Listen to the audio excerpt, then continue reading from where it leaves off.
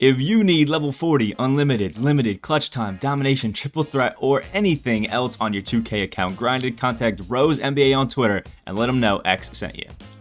Alright, so I wanted to test it quick, but we're doing point guards, include secondary position, and we're going to be skipping all of the endgame and invincible cards in 2K22. You guys really enjoyed it when I did just the top 10 overall cards, so I thought, why don't I backtrack a little bit and redo my positional tier list, but in a way that most people are actually going to be able to afford, because I think there's maybe one or two, maybe three invincibles that are all below 100k. The rest are way too high, and all these end games most people aren't going to be able to get. So besides this Jokic, so I'm going to ignore that. Obviously Jokic would be in this top 10 list, but obviously we're ignoring it. So let's start it off. Tyson Daniels, a card who is absolutely insane. He's a nice 6'8" PG, so he's got the size to guard basically anybody that you realistically need, especially with the 7-foot wingspan. I think that's really going to help him out. He's got a nice 96 speed acceleration, 95 driving dunk, 88 shot 3. Got the Dante X and base on very quick with the nice Kemba Walker upper, and his dribbling moves are absolutely insane. Quick dribble style, the D-Rose size up, AI combo, Kobe escape, the LeBron cross, and the Scotty behind the back. Long athlete, has all the great dunking animations, all the great defense. Came with 45 Hall of Fame badges from the next set, and just all around is great because he's got the size and realistically is good at everything. If you have some extra Hall of Fame badges in shooting, I think it definitely wouldn't hurt to add it. But all around 6'8", 7-foot wingspan is going to be a great PG no matter what you do in 2K22 so far. Next, we got the man, the myth, the legend, Danny Granger, a card that I personally just have had a lot of fun with. 6'9", 7'1", so again, we just have the size and a great player build, honestly, to play that point guard position really well, no matter who's going up against us, and are basically good at everything. The thing that we love about Danny Granger is jump shot 29 on very quick with a normal leaner. Jump shot 29 is just a jumper thing most people have got down. The release 78 actually gives him a really easy cue to kind of release that shot. Quick dribble style's pretty nice. Scotty on the back. We love the Curry cross. The KD combo and Kawhi size up are definitely not ideal, but you can still move pretty well with this Danny Granger, and the long athlete layup pack is really nice. Plus, I love Granger because I think he actually plays the small forward position pretty well. I wish it was like point guard, shooting guard, but all around, he's a really, really good all-around card. I think jump shot 29 is just a jumper that I think this year I got really used to and really good with. Same jumper they use on Drew Holiday. I had a lot of fun with Glenn Robinson, the early Andre Karolinkos, Sean Elliott even. I use him a little bit. It was really fun, just a jumper that I kind of got used to, and I never really disliked this year. And because it pushes the opponent a little bit forward when you shoot it, kind of hard to contest him sometimes. So Danny Granger all around just feels really good out there on the court. Next, we got Lamelo Ball, who's currently, I think, my starting point guard. It may have changed. I'm not 100. Oh, it's changed now because I got Jokic. But for the longest, Lamelo was my starting PG. 6'8", 6'10" wingspan, 180, has a great player build, just has awesome height. He's grown 2 inches throughout the year. This original pink diamond, 6'6". Then when we moved to, what is it?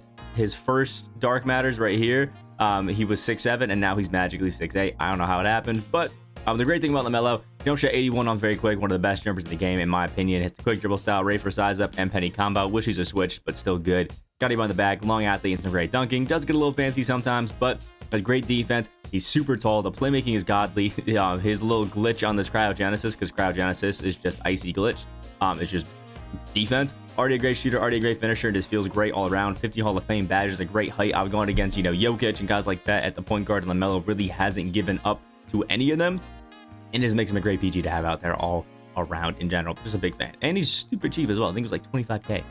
Next, PG Giannis. Not one of the cheaper options on this list, but I mean, it's Giannis. 6'11" at the point guard, 7'4" wingspan, 242 on the weight. As the Giannis jumper on very quick, which is actually a surprisingly good jumper this year, and then has that normal leaner. As the quick dribble style, and I will say the Giannis size and Jason Kidd combo are definitely not the most amazing, but really I only care about the Scotty behind the back. Giannis doesn't move the most amazing, but with the Scotty behind the back, you can definitely use the full court running to your advantage. And that long athlete layup package is crazy. Has 100 contest shot and block shot tendency, so you really do not have to worry about anything. And I think most people like running Giannis cards because he just brings defensive versatility. I mean, he's shutting down passing lanes. He can guard the point guard realistically through power forward, and even sometimes he can guard the center, as long as he's not like Taco or Yao of all people. But really, it's just super versatile. I definitely would add, Deadeye, Chef, Blinders on him if you definitely are planning on using him as a point guard and actually dribbling through him, as well as giving him like a shot 3 boost and a good coach boost that boosts up that 3. But a Giannis with 95s across the board in defense, 98s in the speed, great playmaking, and solid enough shooting, it's always going to be a really damn good card in 2K, especially when you run with the point guard position. Next, J.R. Smith, who might be my favorite PG to use just for fun aspects of the game right now. 6'6", 6'10", he's obviously a prime position shooting guard, but you can run him at the point guard as you should, and has jump shot 49 on very quick. And this is literally the only reason I love this JR. Is just because jump shot 49 on very quick, one of my favorite jumpers. I love it on AJ Griffin, love it on Oscar Robertson, love it on Richard Jefferson, and obviously love it on J.R. Smith too. Normal leaner as the quick dribble style, the Rafer size up, the D-Wade combo, Trae Young escape, and the Scotty Bonds back, long athlete, and very, very basic dunking, and just really good defense. The thing that I love about this JR is he gets 60 Hall of Fame badges, so he's essentially an invincible card, but is like less than 40 KMT, might even be cheaper by now. He shoots the lights out, one of the easiest jumpers to green from the 4-point line or beyond, has crazy good playmaking, the defense feels super solid, and the finishing is nice. Obviously at 6'6", he can sometimes be a little bit undersized depending on what point guard you're going against, but I even went against Jokic and didn't really feel like Jokic was just shooting over me like it was nothing. So honestly, I think that JR is just a great all-around PG, and in my opinion, jump shot 49 just allows you to absolutely green every single shot you take, and love the hidden invincible athlete of JR. So pick him up, try him out. Definitely a beast, and I know we all love Donktober cards this year because the cards are just kind of nice. Next, Yao Ming. I don't even think I have to explain this one. I mean, we're talking about a 7'6" point guard, 7'9" wingspan. Yes, Yao Ming is not going to move the greatest. I mean, he's a 244, 7'6" guy. But set shot 8 on very quick is near unguardable on this Yao Ming, especially if you're going against a guy who is less than 7 foot. If you're running like a 6'6" J.R. Smith, it literally doesn't matter. You're not contesting Yao Ming. Just chalk it up, GG's, quit the game, it's fine. But he actually has some pretty good dribbling moves. The Scottie Pippen behind the back on this Yao Ming literally covers so much space. Like, you can Scottie behind the back from the 3-point line, and then you're magically in the paint taking a dunk already. Quick dribble style. Luka Doncic size up's pretty good. Jason get combos though, right? The KD escape, Curry cross, long athlete, very, very basic dunking, which we love. Has great defense, and at his size is really gonna realistically shut down anybody who isn't another Yao Ming at the point guard position. Is obviously gonna be a crazy finisher. You can pump anybody on the opposing team. His playmaking is crazy. He's just all around a really, really good card and a really frustrating card to go against as well. Next, Michael Jordan. I see a lot of people really mad that I don't include this Michael Jordan in a lot of my lists or like tier lists. I just kind of forget that he exists. He's a real old card. But 6'6", 6'11" wingspan, only has 25 Hall of Fame badges, which is definitely tough. But MJ's jumper on very quick is just one of the cleanest jumpers in the game. He has the normal leaner, the quick dribble style, the Kyrie size up, Trae combo and escape, Scotty behind the back, and the MJ cross is super nice. We love the Jordan layup package and the Jordan dunk package. It just really helps him out. Obviously, Jordan has crazy good defense. He has crazy good finishing, really good playmaking, and he has good enough shooting. If you have one of these that's badged up a little bit, you know, has a brick wall, has a few extra Hall of Fame badges, I could definitely see him still being a super top PG. But realistically, you're just using him because you kind of use them for a while. You don't want to change cards. You're just having fun with Michael Jordan, and you love the jumper, which I can't knock you on because it is one of my favorites that I've used so far this year.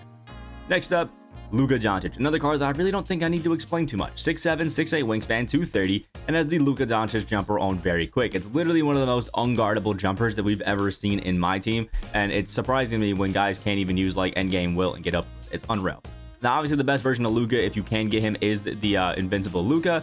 But if you don't want to pick up the Invincible Luka, Power Within is the next best option. I will say, though, be careful picking up Luka, just because I do suspect we will see one of these Luka and whatever kind of sets where we get endgame Luka and a bunch of other versions of Luka Doncic that are all going to go for a lot cheaper than this Power Within one is. Just beware. But shifty dribble style, definitely not ideal, and obviously has all Luka Doncic dribbling animations, which aren't exactly amazing. But the great thing about Luka, long athlete, and his normal Luka Doncic jump dunking animation packages are just so smooth that you don't even have to worry about him actually missing him at all. He's one of the best shooters in the entire game. Tall enough to play great defense. His finishing is great, although I would add a limitless takeoff. And the defense all around is super nice, except I would add brick wall and rim protector. Just all around a really good card. Next, PG Shaq. Same case as I would say Yao Ming, but I actually think Shaq moves quite a bit better than Yao. 7'1", 7'7" wingspan, 244. The Shaq jumper on very quick is definitely one of the slowest, one of the worst jumpers in the game. But I do love that he has the normal leaner to really make it worth it. Scotty behind the back, again, with a guy of this size, covers so much damn space. Long athlete, it does have some very fancy dunking, so do be careful with it. But 100 contest shot and block shot tendency out of a guy like Shaq. The reason you pick him up is because the other team is not going to score on you. And if they're running a short point guard, you always have the option of just holding L2, doing a quick little spin move, and getting a literal free dunk, or getting a drop and passing it out to the corner, which the Shaq can do great. Obviously, he's not going to move or dribble the greatest, but he's still going to be a great PG to have on you. And then last but not least, my man Jalen Rose, 6'8", 7-foot wingspan, jump shot 32 on very quick, which is a great jumper that I really like. Quick dribble style, the Donovan Mitchell size up Stephen Marbury combo are great. Love the scouting behind the back. Love the normal leaner. Love the long athlete. We love the basic dunking animations. We love the great defense. We love the playmaking. I just all around really like this Jalen Rose. And for a free card, because you just get for winning clutch time games, he is absolutely insane and has a nice 7-foot wingspan to go along with it. Again, I've used him a few times and really haven't noticed him just neglecting to play defense or just not being good enough to play defense on most cards. He just feels all around great. So that's my top 10 list. What you guys think about it down in the comment section below. I do a video where I go through my top 10 with the Invincibles and endgame cards if you have the budget to do that, but I wanted to make one for people who don't and wanted to see who I think the top 10 PGs to pick up are without those. So let me know what you guys think about it down in the comment section below. Like if you guys did enjoy and subscribe if you guys are new. Hope you guys today, and I will see you in the next video.